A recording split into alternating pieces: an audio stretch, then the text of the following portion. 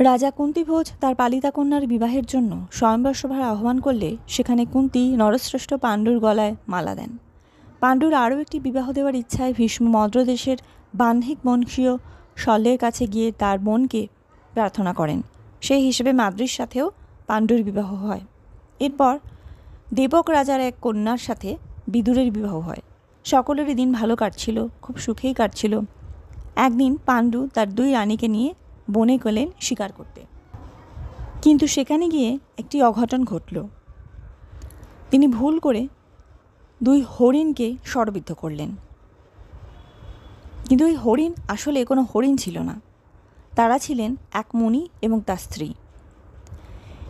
মুনির থেকে অভিশাপ পাওয়ার পর পাণ্ডু হস্তিনাপুরে এসে রাজপাট সমস্ত কিছু ত্যাগ করে রাজা হিসেবে ধৃতরাষ্ট্রকে সিংহাসনে বসিয়ে সমস্ত কিছু ত্যাগ করে সে তার দুই রানীকে নিয়ে বনে চলে যায় খুব স্বাভাবিক জীবন কাটাতে।